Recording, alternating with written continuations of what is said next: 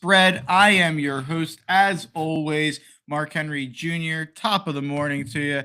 You can give me a follow over on Twitter at Mark Henry Jr. NFL. We are streaming live on the Eagles Pinpool Network on YouTube, and hopefully this week we made it to Twitter. We'll have to give that a check. But on YouTube, Twitter, Twitch, Facebook, all of the Eagles Pinpool platforms. And for today's show, we have one of my favorite guests, one of my guys, Nick Bacone. You can give him a follow over on Twitter at _Bacone and check out everything he's got going on with the Straight Shooters podcast. Nick, how we doing? What's going on, man? People might think there's a lull after the Super Bowl, but listen, I think, with wrestling coming up at WrestleMania and Philly spring training, there's stuff to get excited about, right? Even though the Flyers are whatever, the Sixers are but I think there's still stuff to look forward to. Obviously, March Madness coming up. So Yep.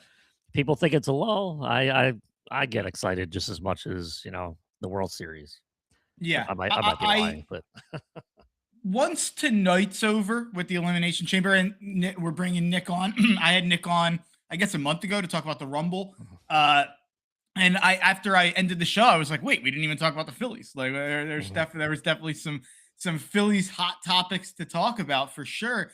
So I wanted to have him back on for the Chamber, but also to get into some Phillies talk because we're right there, spring training going on.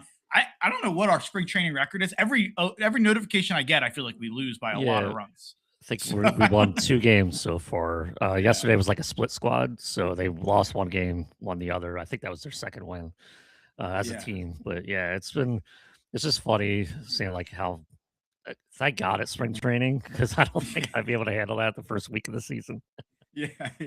I feel like every notification I get is like 3-0 or like 12-6, and there's like no in between. But not that spring training results matter, but it's a shame. I have a chance to go next year to spring training, and there's probably not going to be spring training. So great stuff by the MLB. But we're going to talk about that. I'll give my college basketball picks at the end of the show. I think we got 5 ranked matchups today. Pretty good day of college basketball. But I want to start with Elimination Chamber. We're previewing Elimination Chamber. I always think it's funny when I do this show, and one week it's just me for 20 to 30 minutes solo reading college basketball and NBA picks, giving a couple football takes or whatever the case.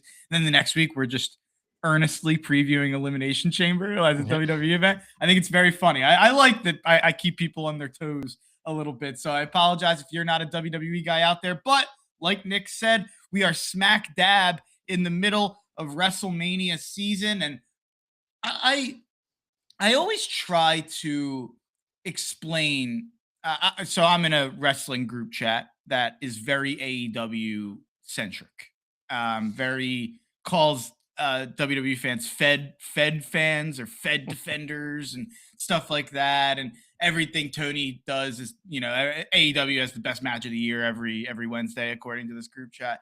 And I always struggle in some ways to describe why I'm so negative on AEW, even when I'm not high on the WWE product. And I think the thing I always go back to is that I'm so loyal to the Rumble to Mania stretch. And you can include that month before the Rumble, but it really does feel like when you're going into the Rumble as a fan, you have all these puzzle pieces and the end goal is WrestleMania. And it's so interesting for us to fantasy book how they're going to put those pieces together and then complain when they don't get put together the way we want it or celebrate when they do exactly what we want. I think my favorite part of being a wrestling fan is that January to April puzzle and the moments that come from the Rumble and Chamber and then obviously eventually Mania. I think that more than anything is what my loyalty goes back to.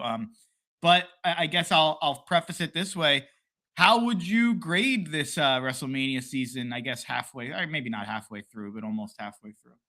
I think it's probably better than last year, which isn't exactly a high bar to clear, but definitely not 2024 heading into WrestleMania 40. Even though that was like kind of a mess, but it was a fun mess because I think we knew what was happening even after Cody stepped down, and I was like, okay, there's no way they could do Rock versus Roman now with the outcry that happened. Here, there's not really, much. I think people have kind of lost that passion. It almost felt like a last ditch effort to affect WrestleMania, like when it was coming to Philly a couple of years ago. I think at this point, with how cooled off the product has been, people don't care as much. Obviously, the second year in a row going to Vegas, people are just like, okay, like whatever. So in a way, like it's still more the same, but I do think the Drew WWE champion title picture is kind of still up in the air. I think even after Elimination Chamber, if you watched SmackDown last night, Jacob Fatu lost a qualifier. They got Jey Uso out of here. I'm sure you're happy about that. He's not going to be running it back in the Elimination Chamber, but I thought they everyone was like, "Oh, it's for Brock." But they had a match with Jacob Fatu and oh man, who Logan Logan Paul, Paul. and Logan Paul beat him. And just what they said on commentary is like, "Oh, because Drew McIntyre interfered." It's like Drew uh, made sure that he would not face Jacob Fatu at WrestleMania. So obviously, I think that's the route they're going to go. They planted those seeds. They said that on purpose. So if you get Jacob Fatu in there, he seems like one of the most over guys in the company at this point. People are getting a little tired of Cody. Like he's getting those boos here and there. He's still super popular, so yeah, he should probably be around the main event or upper mid card. I'm sure he will be in the main event. If they do a triple threat with Drew, Cody, and Jacob, I think that's probably the best avenue to go. Maybe you pull the trigger on Jacob and see what he could do with the belt, but that's like maybe the most interesting thing they have going right now because Punk and Roman is great, but with Roman only showing up once a month, I don't know if people are like the first promo between those two was great, and Punk's trying to like carry that. I think in a way, like he enjoys that. Like he's like, okay, let me do my thing. Roman doesn't have to be Hasn't here every week, It hasn't and been good the last 2 weeks. yeah, that's where you It's been get like, fine. okay, maybe you need a Balor match in there just to kind of level things out or something. But again, WrestleMania is the middle of April, like after the middle of April, so you still have like a long time to go. So that's probably the second most interesting thing they have going, and it's up to Punk to keep that interesting. But I think it's a lot more interesting than what happened last year. The Cena heel turn was great. The follow up was brutal. He just came out like he did the same promo for weeks. They never really built off that, and The Rock disappeared. So even though the events at Elimination Chamber last year were like great, and it was like, okay, maybe this is the jolt they need for WrestleMania season, kind of fell off after that. So I think this year might be a little different. I don't think they have like a lull that they with the two male title pictures. I like what they're doing with Liv Morgan and Stephanie Vaquer, by the way. I think that's great. I think it's a good way to build a WrestleMania match between two people that probably a month ago you didn't think that was happening. You thought maybe it would be Raquel and Liv somehow for a title.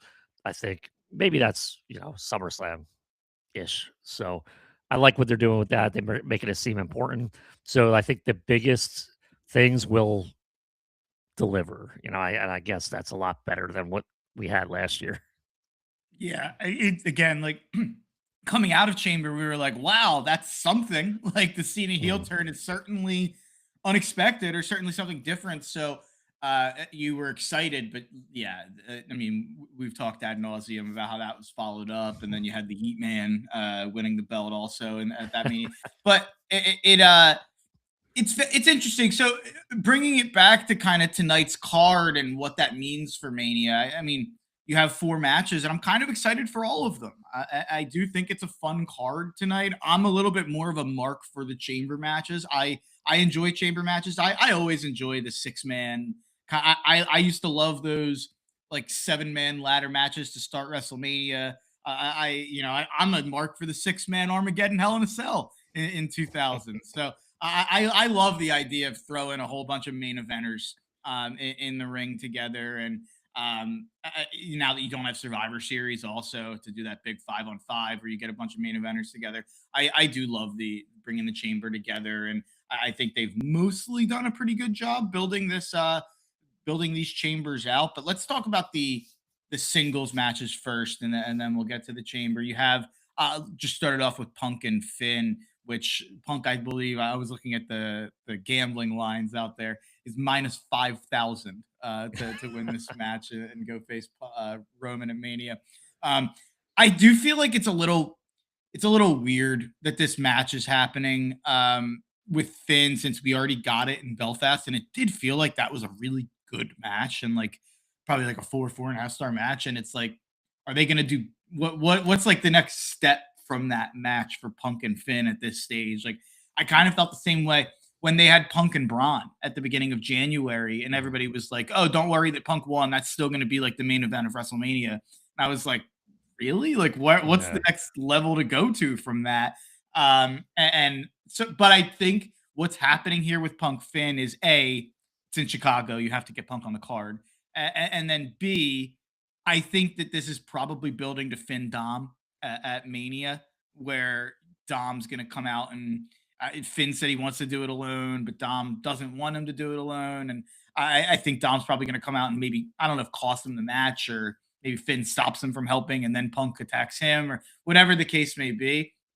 I think it's going to lead to Finn losing, and then we get Finn Dom for the IC belt at Mania. And my hope is the number one thing is just like, if we want Finn Balor to matter, we can't not have him do the demon.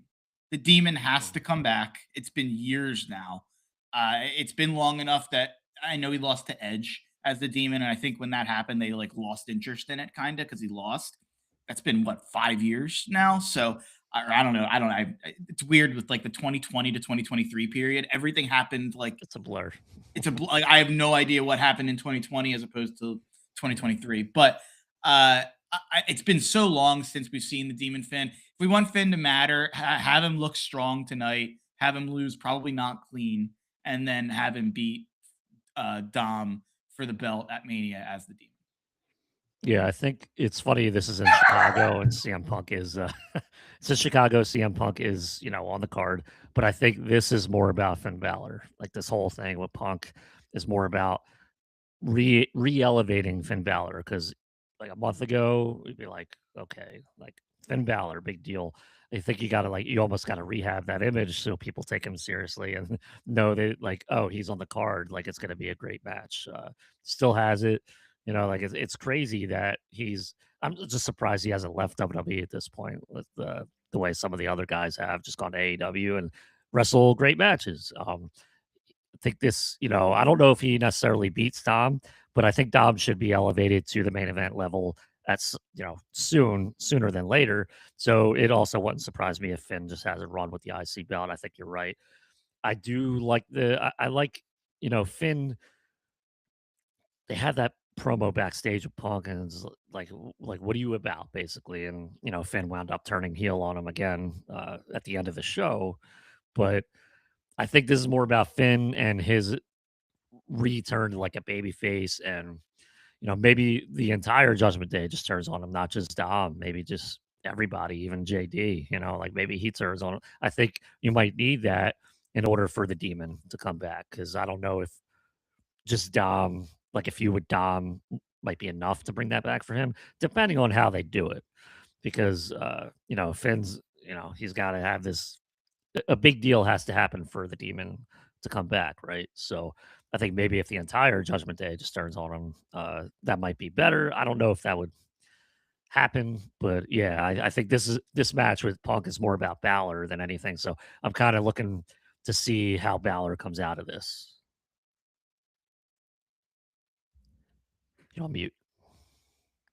I think they have to have it be Judgment Day versus Balor, and have Yeah. Balor turn into that demon to fight the whole Judgment Day. And yeah, like I'm with you. Like Dom should be a main eventer. I hate that it's taken so long to get Mhm. Dom where he wants to, where not where he wants to go, where we all think he should be.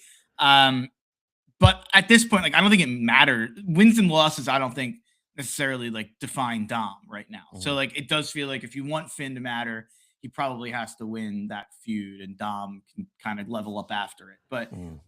it's something interesting. It feels like there was so Finn's turning babyface for sure, I think, in the long run from this. And then there was a big report that WWE, this I guess we can translate into the men's chamber, since what I'm about to bring up, he's in there. there was a report that they want to turn. They're so impressed with the Trick Williams Mhm. buzz, and they want to turn him babyface. He is 1998 Dwayne the Rock Johnson. Keep him heel. Let him talk about his lemon pepper steppers. Let him talk about whooping that trick. Let him do all that stuff as a heel or a tweener, and don't have him be fun-loving babyface guy. It feels like more than ever we have a million baby faces right now, and we don't have that many heels that matter. So I I that's something that's been on my radar. Like I feel like we need a big babyface to turn heel, and if the, I think everybody wants or thinks that could be Cody, and I get that, and I'd be in on that. But I don't know who else it could be. Maybe it's Randy in some capacity, and you do Cody Randy after Mania. But it feels like we're very heavy on. I felt this way watching the Rumbles. We're very Mhm. heavy on baby faces, or at least like tweeners that lean babyface and get a big reaction. Not a lot of heels. You have like my dog agrees apparently, but you have the Vision, you have Gunther, like you have Nia Jackson, Lash Legend, who are like you don't have a ton of super evil heels. I think you have like that injury bug is causing this issue a lot. You know, Seth was doing a great job as a heel. Braun Breaker is probably c- could be the biggest heel on the roster if he was healthy at this point. Even though, like, you know, at some point, like you got to tone it down a little bit. Like, I love the intensity of his character, but you know, there comes a point where it's like, okay, like 1 week you got to come out and just be like calm and peaceful, and then everyone's gonna be like, oh my god, like it's peaceful Braun. This is even scarier than the intense Braun. So hopefully when he comes back, they kind of tinker with that a little bit because you can't keep up that intense type of character that long uh without it just feeling kind of old in a little bit. I thought honestly I was one of those that thought he would beat Punk and go into WrestleMania as champion, and then him and Seth would have their thing. But I don't know if Seth will be back by WrestleMania. I know the reports are he's getting close, so I think we're what less just a little less than 2 months out, so it's possible Seth comes back. If not at Elimination Chamber, maybe before then, and maybe they set up a match somehow with somebody because I don't think Braun's going to be available. His hernia surgery apparently was very serious, so he's not going to be back by WrestleMania, according to like all reports. So those two, though, I think maybe with the work they were doing, it might feel like it was shifting out a little bit. But I think you're right. I feel like a lot of these guys are just getting cheered because they're getting popular. Trick is a great story. Javon Evans too. Like they're getting that reaction that it feels like the call ups from NXT for years just never got. Like we were like waiting for a call up to really stick, and I think those two have done a great job so far. On the main roster. So hopefully they carry that momentum, and then maybe.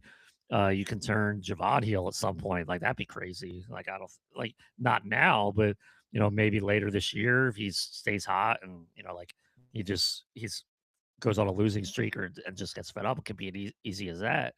But yeah, with Trick, I think I won't don't want him to you know be that white meat baby face because like we don't need that. We already have a few of them. Even like I don't know if I would consider Randy Orton that, but I feel like Randy Orton's that too. Like it's just and he had a confrontation with Aleister Black again on SmackDown. So I don't know if that's over at this point. So with Trick, I think the thing with him, keep him doing what he's doing, whether it's versus a babyface or a heel. Like you can put him against the heel at this point, you'll still get that reaction. You'll get that. I think that's what they need, like just as much reaction as possible, not necessarily. Well, I hate this guy or I love that guy. Just like, hey, like this is a cool thing to do, like Jey Uso with the eating. Maybe not that far, but Trick, I think, is he could be a main eventer by the end of the year. Like that's how good he's been. Mute. My dog is killing me Yeah. today. But my when I the Jacob thing is very everybody thinks it's going to end up being Drew Cody Jacob in some capacity, even with Jacob being out of the match, and they'll do something. I feel like the Jacob thing has cooled for me. I feel like even while he's been in the mix with Drew and Cody, 2 months ago, I felt like Jacob was getting bigger reactions than he is now. Like when they did the Cody Jacob Saturday main event match, and they had that promo battle the night before. That felt like the peak of this, and ever Mhm. since that, it's felt like it's kind of diminishing to me, at least. Maybe other people feel differently. I feel like if you're looking for the third guy to heat the Drew Cody thing up, I know it sounds crazy. It's like, how are you going to put this guy in the main event of WrestleMania already? Trick Williams was getting the biggest reactions out of anybody in that chamber right now. The reaction he got last night coming out to SmackDown, my wife was watching with me, and she doesn't watch every week like I do, or she watches the pay per views and follows online. When his music started and the crowd started doing the whoop that trick, and she was like, "Whoa!" Mhm. She was like, "I didn't realize this was everywhere." Because he got a big reaction in Saudi. She was like, "Oh, this is crazy," and I was like, "Yeah." It kind of Yeah. made me think about it. Like he feels like one of the most over people in the company right now, and I know like putting him in the main event of Mania or whatever it is would feel like a rocket ship. He feels like he's like a hotter, fresher guy right now to me than Jacob. This is the beauty of why presentation means a lot. You know, like it might not be 100% of a person, but the way they're presenting him, the way he comes out, just the way he looks is like it screams star to you. It's like, wait, why is he not in the main event already? So, you hope, Triple H does good by him because I think he deserves it. I mean, th- th- for years, we were kind of expecting him to get called up from NXT, 2023, 2024, 2025, and finally it happened. And it's like, okay, like this is it. And I love the fact that they're keeping Carmelo and Trick separate because that was the big NXT Yep. feud. And I think they could mimic it on the main roster. Same thing with Kevin Owens, Sami Zayn, even Ciampa and Gargano. Although I don't think they ever were at odds on the main roster, but that was the greatest NXT feud ever. Oh, But yes. I think they could, if you build Trick to maybe that main event level, and then you get Carmelo there. Even though Carmelo's been on the main roster a little longer, I could see Trick being the bigger star. But they're both great, so I'm like excited to see that step for those two if they are given the reins to just go out and be main eventers. Like they could do it. So no, I think Trick out of those two, if I had to pick one, I think Trick could be the bigger star. But I think Oh, yeah. they're doing the NXT talent good. They're doing good by them in a way that we hadn't seen since like a year before Carmelo came up. It's like that when that class got called up, I think there was a shift in like, yes, we need to like these are our future stars. Like we actually have to take it seriously. To me, there's a big three of NXT guys right now, and Carmelo. I've never been the craziest Carmelo guy. When I watch him, he's good in the ring, but like he doesn't wow me the way Trick, Javon, and Oba do as a whole package. Mm. Like Carmelo's good, and I think he'll be like a long-term IC belt kind of guy. That's kind of how I view him. But I view all of Trick, Oba. Javon's kind of the outlier where he's it's so different. Like it's hard to compare him to anyone other than Kofi because of how Mm. insane the skill set is. Because who have we really seen beside? I'm trying to think of like American speaking people. Who have we like are American born English speaking people? Like I, I don't know many people who have done the high flying stuff that Javon can do. And still and have kind of a character to go along with it. Kofi's the one that I think of. I do think Javon's a main eventer long term. Trick and Oba to me, like if they aren't main eventers by next Mania, they Mm. have failed because Mhm. these two guys are beyond special. And Javon, I think, is maybe more special than any of them, but it's so different. With Trick and Oba's size and with what you can do with them as characters pretty easily, I think this is a dumb thing to throw out there, but Trick and Lash Legend went. If for anyone who don't know, Trick Williams and Lash Legend are I don't know if it's engaged or married. I think engaged. Um, and they've been doing a lot of like media this week. They did ESPN First Take, I think, together, and they did the Barstool show and the Wake Up Barstool. And one of the people on there who doesn't follow wrestling, T Bob, he like interviewed them and then he quote tweeted and he's like, I don't know wrestling, but Trick Williams and Lash Legend are absolutely electric. He's like, these people just took over this show and made it their own for the last like 15 to 20 minutes. Like there is something magnetic about Trick Williams that is so rare. I mean, it's like I said, it's hard to Rare. compare to anyone other than like Young Rock, not to steal the TV show. you like we haven't seen that, right? Like it. We used to hate when NXT talent would get called up because they would ultimately be ruined. And now it's like even NXT today is more main roster ish than NXT was back then. So I don't necessarily think if you're in NXT for a long period of time, you need to pay your dues more in the main roster. I think Trick obviously paid his dues well in advance in NXT. So I think he was like made by the time he got on the main roster in terms of what he knew he needed to do and how like he already had the crowd reactions and stuff like that. So, that's a big deal when you move up from, the performance center. And obviously they were traveling at the time as well. So they were on the road here and there to, the main roster on the road every week, in these big arenas every week. And really like if you can hang with the boys that way, like Trick did in promos and in matches, Yep. I mean, sky's the limit. Yeah, I absolutely agree. Eagles legend, Trick Williams, Yeah, yeah. Matrick Belton.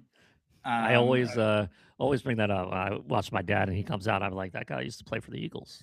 yeah, Exhibition, but training camp, but still. uh, Jim Ross, Vader, former Los Angeles Ram, out there. It's the I'm smack dab in '98 right now, so I've just had my fill of Jim Ross over the last like month of my life. I for people who don't know, I go to bed watching wrestling. My wife is a saint. I go to bed watching wrestling every night. I watch wrestling like throughout the day to when I'm doing work and stuff. So I just have wrestling on a lot in my house, and the amount of just JR impressions I've been doing over the last month is insane. But let's get back to the card. For that chamber, it was interesting when they had Jay accidentally win. And Jay, it looked like we were gonna have five baby faces and Trick Williams, who's a character baby face at this point, probably. So I do understand them getting Logan Paul in there to have someone that could work as a heel in there, and Trick will work as a heel, and I'm sure Randy in some ways will do some heelish stuff, but the Yeah, crowd won't treat it as him being a right. heel. So it'll be interesting. I kind of think it's going to end up just being Drew and Cody somehow.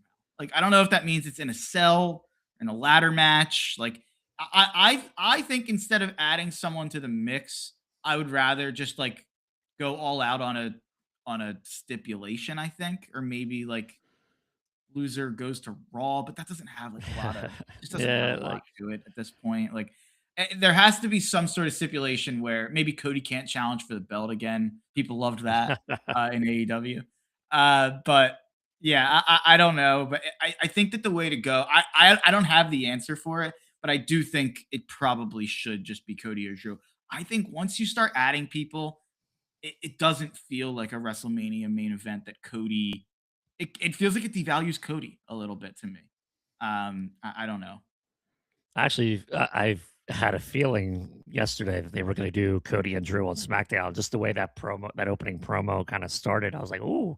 And I could see Cody winning, and then do Cody and Fatu 1-on-1 at Mania. But obviously, I don't think that's happening.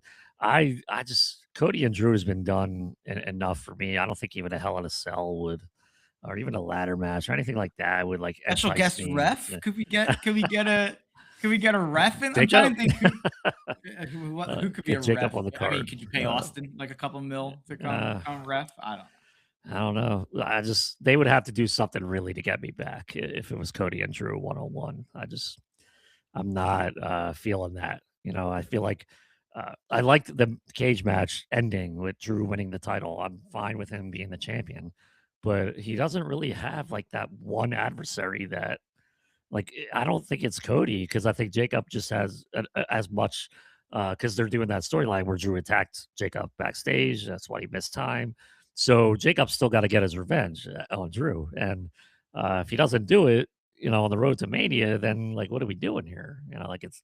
I think he's got to be, with in terms of like he's one and Sami Zayn coming in too, like he's in the background too, So I thought maybe he might get involved last night, which he did not. But that's there as well. And obviously we had that talk about Sammy last time. I don't think obviously this is a year for him, but um it's really like I don't know if they're planting seeds for a Sammy heel turn, but that might be the heel turn you're looking for getting the big heel. I don't know if it would work, No, but, he would be just great. the I way mean, he's been talking, it's just like, "What do you okay, Sammy, okay."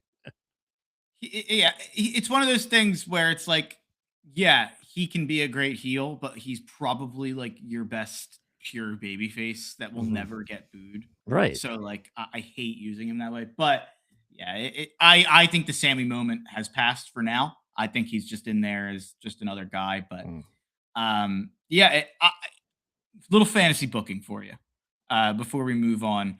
My fantasy booking would be you have it end with Randy and Cody in the chamber, and maybe Fatu gets involved, maybe he doesn't, whatever. Maybe Drew gets involved, maybe he doesn't, whatever. And Randy gets screwed in some capacity, and Cody wins, and you get kind of the next month of Randy and Cody, like will they, won't they Mm. feud. Then you make Randy the special guest ref. He already has the history with Drew. Him and Cody are kind of going back and forth, and you get the full on Randy heel turn at Mania, which leaves Drew with the belt. If you don't want to give Cody the belt back, you could do Drew and Jacob. Maybe Jacob gets involved at Mania, and you could do you could do Drew Jacob coming out, and then you get the full Randy Cody feud that people have been asking for so long. I've seen worse, like, depending how they do that, I could be interested in that. I feel like Randy's gotta be like that IBS Randy, like that, or IES, not IBS. Uh, Someone offered him a IEP, something like cig that. the other Yeah. day, I guess, when he was laying around, like he was laying outside the ring. He said, Oh, "Where yeah. were you in 2005?"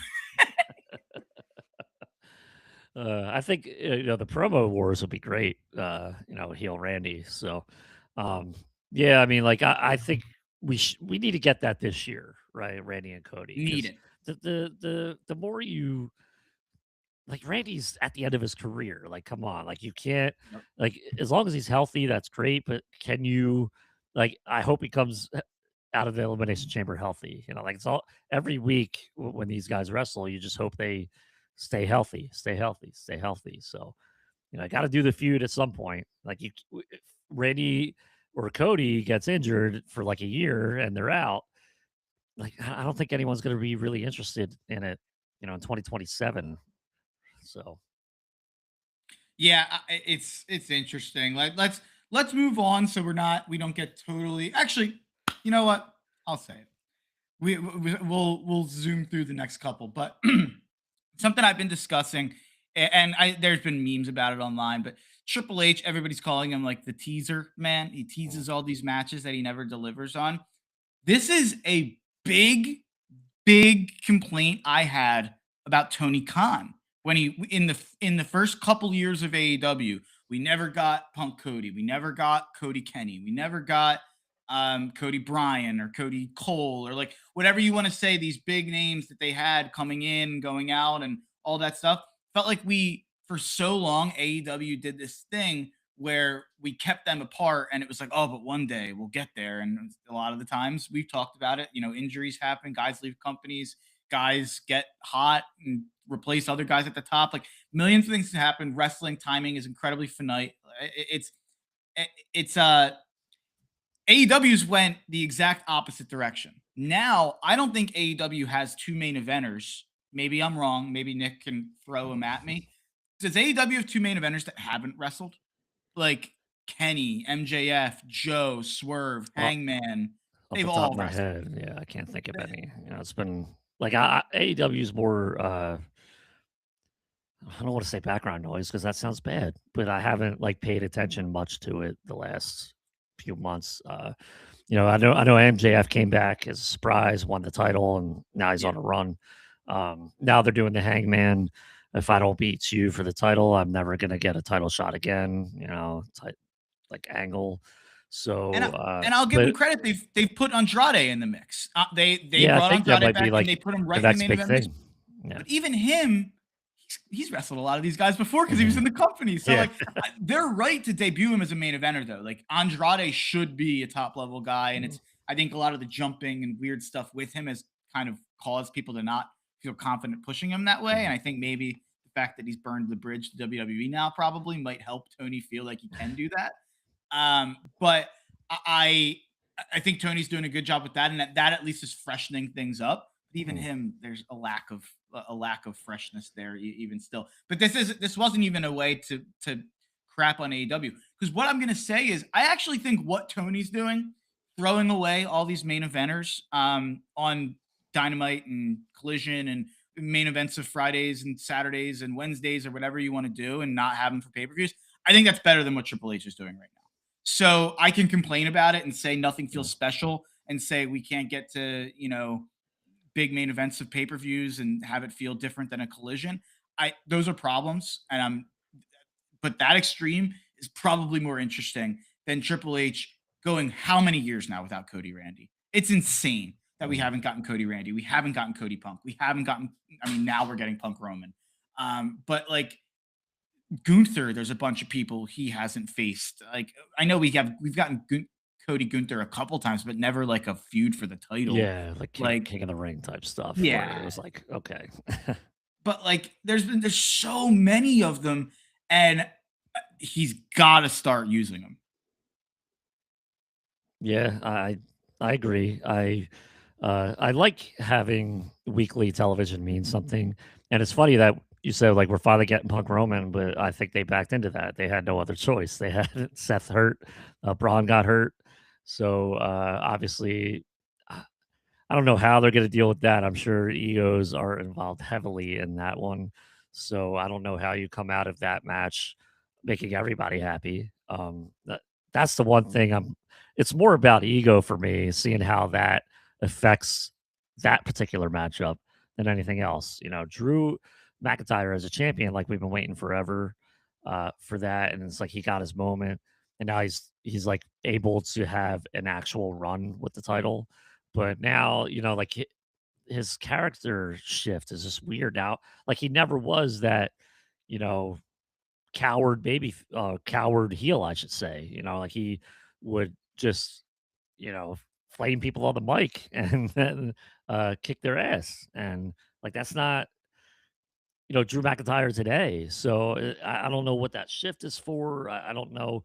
Like Triple H really has, I don't know what it is, but like I think maybe he's just wearing himself too thin or something. But I feel like the creative could be so much better than what we're getting. And it's like, are there egos involved? Is it a TKO thing? Is it just everyone's burnt out? Like I don't know, but they definitely need help creatively for And like then you have a lot of people. have you seen kind of the Chelsea Green? I think I we did. talked about it, but did you see Michael Hayes talk about it on Undertaker's So podcast? it's funny. I cited that on my latest article for Crossing Broad, but it was when he mentioned Nick Sirianni. So I did not hear his comments on Chelsea Green. Yeah, he basically said like, yeah, Chelsea's great, but I also think like if we pushed her the way that people want, people would stop being interested in her Right. because the machine would be behind her. And Yeah. Undertaker was like, I think you're wrong. I think she's got it. I think Mm. she's special. She's a main eventer. And Michael Hayes was like, no, I think he's special. I think she's special too. No, she's great. But yeah, and he's like, no buts about it. But it was good to see Taker kind of stand up for I Chelsea a think little bit he there. is a booker for a AAA now, something Yeah, like that. So he I is. didn't He is. realize that. I think I found that out within the last like 2 weeks. So I was like, oh, I didn't realize that Yeah, was he's helping with a thing. Triple A. It'll be interesting to see if he'll come come do that eventually for WWE. I think But there's a lot of people kind of vying to help after Triple H is done. and that's a good point. If Michael Hayes said that with, once a lot of the fans know that, the push is coming, they kind of look at somebody differently. Like I not think that not everyone, but I could see like, okay, we're gonna but again, like it's about the push. Like if you push someone, yes. it doesn't mean they need to kill everyone every week. Like they need to face some adversity. So you have to get like that groundswell of support behind somebody in the middle of a push, or maybe even before you decide to push them.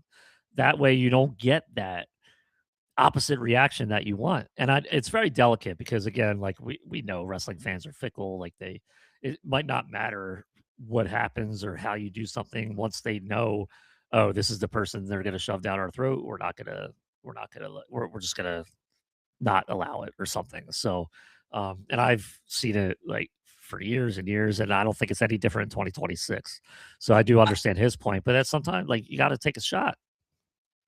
Part of me feels like a lot of that is like a self-fulfilled Y- like a I self-fulfilled agree. prophecy by WWE where it's like, oh, we're gonna give this person a push, but not necessarily book them strongly or in a way Yeah. that anybody would get behind, and then say, It's like oh, why do people self-sabotage stop getting almost. behind them? Yeah, it's like self-sabotage almost. Like, well, Yeah. okay, they want us to push them, we will, but we're not gonna push them that way. And sometimes I don't even know if it's on purpose or it's like Right. I just they just don't understand why a certain character gets over and Mm, can't really grasp it and get around it and figure out how to continue that at a higher level. But that's a whole other conversation for yeah. another day. Let's talk about the women. Let's talk about Becky and AJ real quick before the women's chamber.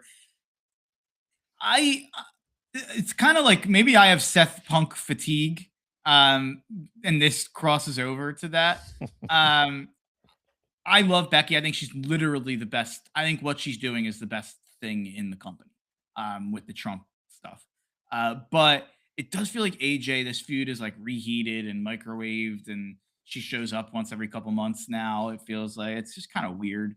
And it'll be interesting to see what this looks like in the ring. Yeah. Yeah, this is, I wasn't, like, jonesing for it, and I don't think it's gonna be a terrible match, but I'm not there with, like, the, "Oh, this is a great feud," and, like, "I can't wait to see it," type thing. It's not there. I thought, obviously, they would save it for WrestleMania, and the fact that they're doing it at the Elimination Chamber, even though it is in Chicago, makes me think, "Okay, like, obviously, this wasn't going to work at a WrestleMania. I mean, it's possible they do a rematch with a gimmick or like a stipulation or something, but for me, I'm not as into it as I thought I'd be. Back in September when AJ first came back and they did like the WrestlePalooza match, and I was like, okay, like I could see this, I could see that, and like get excited for it. But right now it's just kind of like, okay, it's like they're gonna have to put on the match, and I'm gonna have to make my decision whether I liked it or not after the fact. Like I'm not excited going into it, but it has the potential to be great. It also has the potential to miss. Like really like everything. But um, this being one of four matches is kind of crazy to me, though. I'm not gonna lie. Like the match cards Triple H does, like 4 or 5 matches, is kind of ridiculous. I understand there's a lot of commercials now, a lot of ads. The entrances take forever, but I'm just like, I need this is gonna 5. take up a good portion of the show, and it's like, is it gonna be worth it? I don't know. Yeah, I'm a 5. I actually I generally like the shorter cards, but I need more than 4. 4 matches is too short. Um, and then for the chamber, I don't even I think Becky and AJ are probably gonna face each other again at Mania. Like, most likely that's a It Mania feels like they match. need a stipulation at some point. So, Yeah.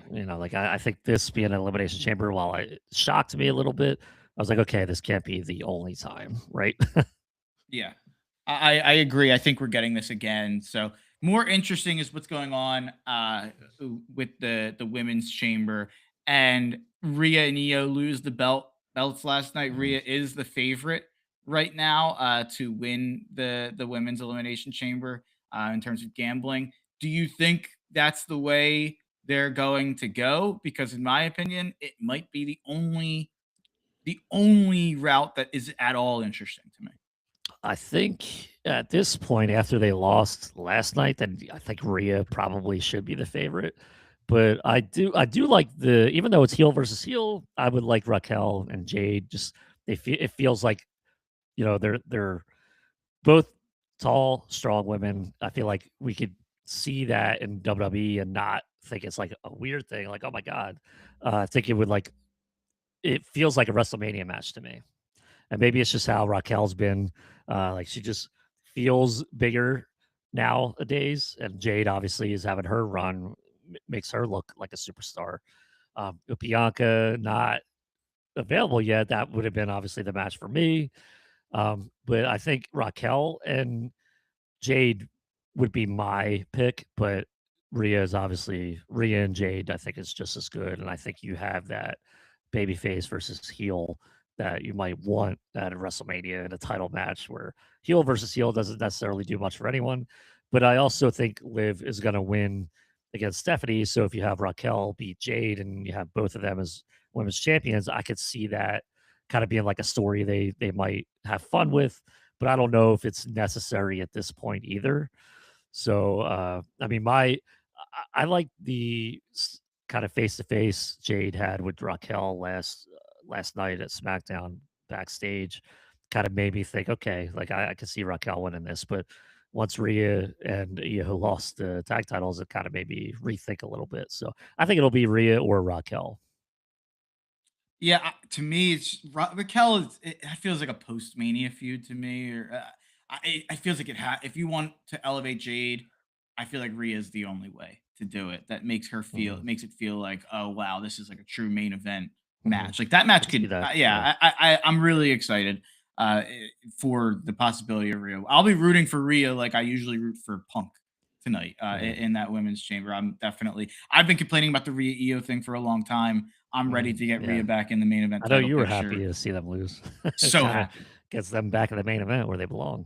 And as you know, I'm a Nia Jax hater, so I had to put that aside to say, you know what, let's get Rhea back in the main event. But anyway, let's talk a little Phillies. Let's do 5 minutes or so on the Phillies here before I get you out of here.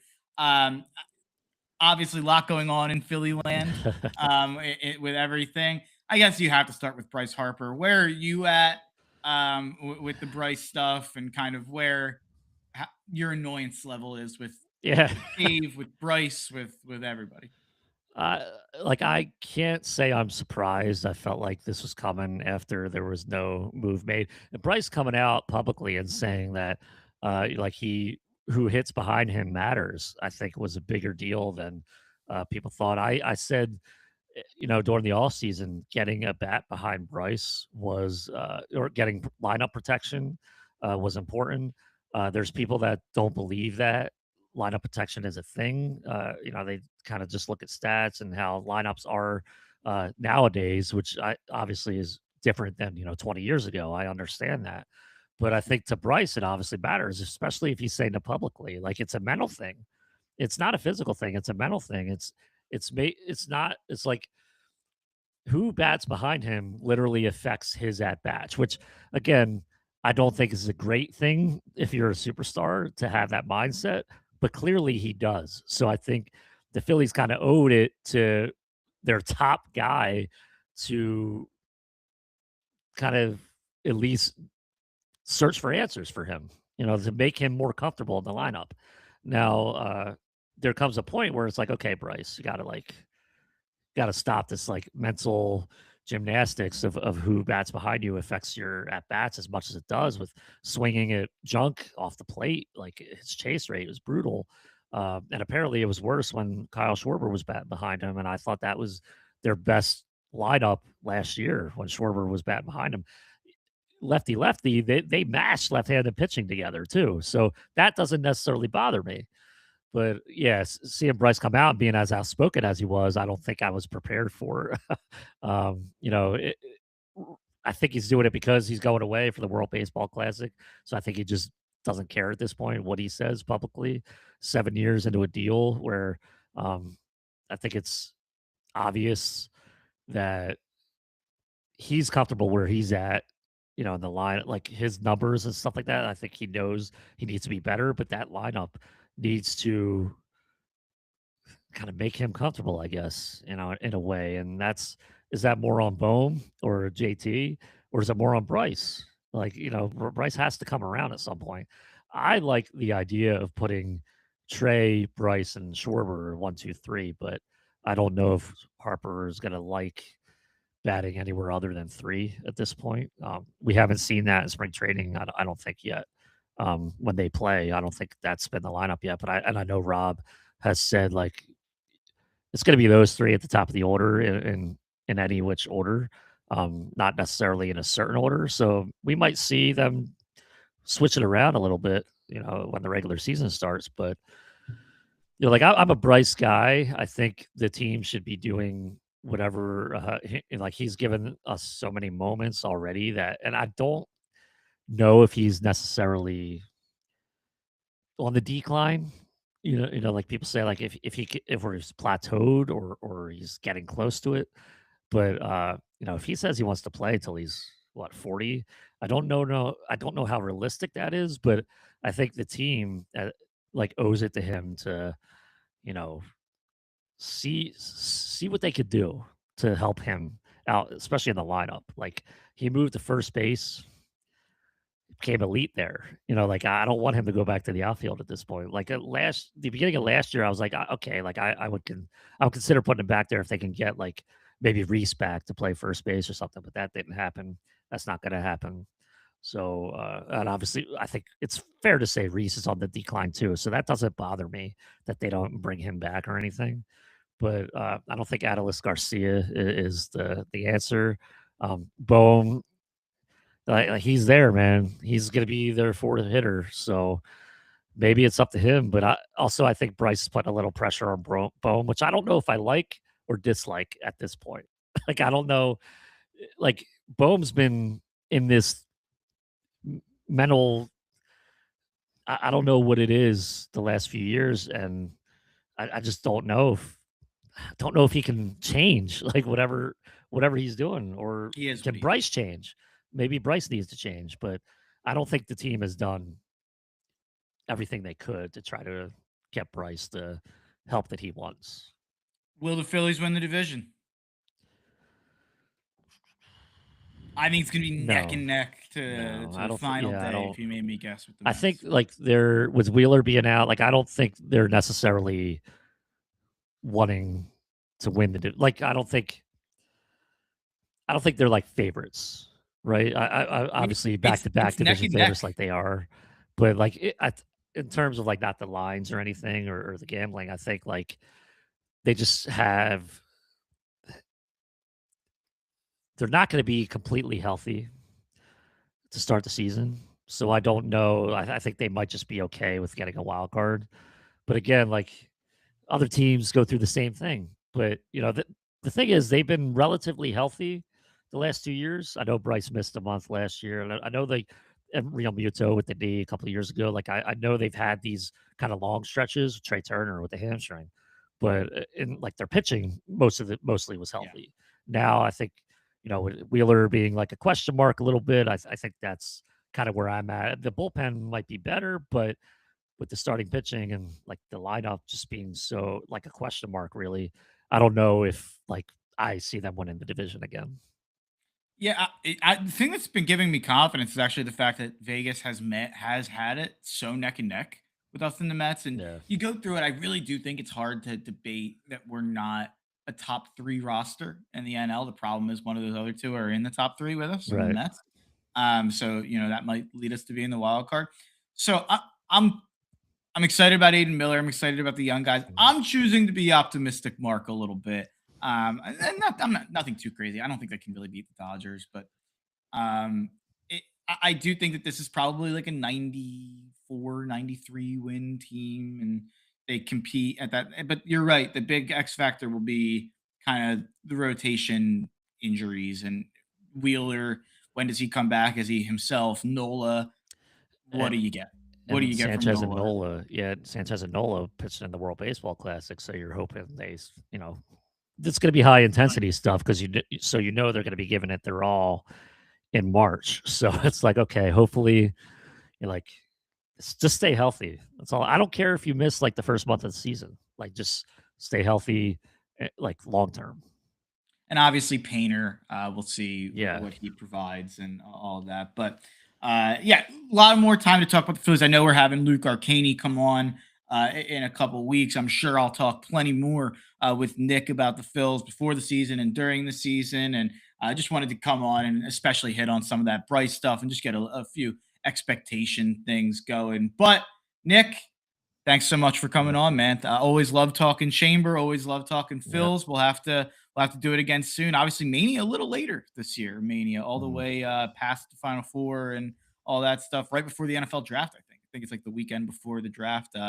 Said April 19th, Yeah. 9th, 18th, Yeah. 19th, 19th, 20th, whatever that is. But yeah, looking forward to it. We'll definitely have you back on for that, and I'm sure we'll be talking plenty. Sounds good. Thanks for having me on, man. Of course, everybody go follow Nick. Check out everything he's doing at Crossing Broad, everything he's doing with the Straight Shooters Radio podcast with my guy Vaughn Johnson. I know Roy and I hopped on for the Rumble a month ago. Always great stuff over there. So everybody check out everything Nick's got going on over The at Super Brawl 8, WCW Super Brawl 8 deep dive coming at you. Love it. What year is that? The Super Bowl's a tough 98. 98. Yeah. Yeah. I was gonna say 97. I would Scott Steiner heel turn against Sprint. Yeah, that's a good one. That's a good one. Is that Sting Hogan? Yeah. For Yeah, the rematch. Yeah. The rematch. Yeah. From what I remember, it's actually they do it right there. They do what they should have done 2 months before. They have basically the same Starcade match with the better ending. Yeah, exactly. Yeah. So everybody go check out Super Brawl 8, 98 for some Sting Hogan, some Steiner talk. Braun Breaker not around, so go get your Steiner fill on Super Brawl 8. But Nick, thanks so much, brother. Peace. See ya. And now, real quick, because I got to get to a tux fitting for a wedding that I'm in, let's read off my college basketball plays of the day. Not going to go too in depth on these because I got to run. But Virginia plus 10.5 at Duke, way too many points for me. I think Virginia is a real deal team. I like Virginia. I think Virginia can get to the second weekend in the tournament. Absolutely, could even be an Elite Eight team potentially in the tournament. Missouri, give me them money line over Mississippi State. Missouri. This is a little bit of a trap game coming off of a big win, but you're fighting for your life if you're Missouri. You can't be losing in Starkville. So I believe in Missouri. Louisville at Clemson. This is just a pure I'm out on Clemson, in on Louisville. Louisville in that Virginia bucket for me. Clemson, I can't wait to pick against them in the tournament. So give me Louisville on the money line there. Kansas at Arizona. Give me Kansas plus 10. I'm a little nervous about that one because Arizona is such a rolling ball of chainsaws when they get going. That I could see that being the wrong pick there, but give me Kansas anyway. My best pick of the day, give me Richmond -4 at Loyola. Loyola has been I've been fading them all year. It's been my best strategy all year. They are 7-21 against the spread, 6-14 against the spread as an underdog. Only 2 wins straight up as an underdog. At 6 o'clock, give me Alabama +5 at Tennessee. I love this Bama team. They're probably my favorite non-top 3 seed going into the tournament. And then last but not least, in the association, in the NBA, give me the Los Angeles Lakers -3.5 at the Golden State Warriors in this one.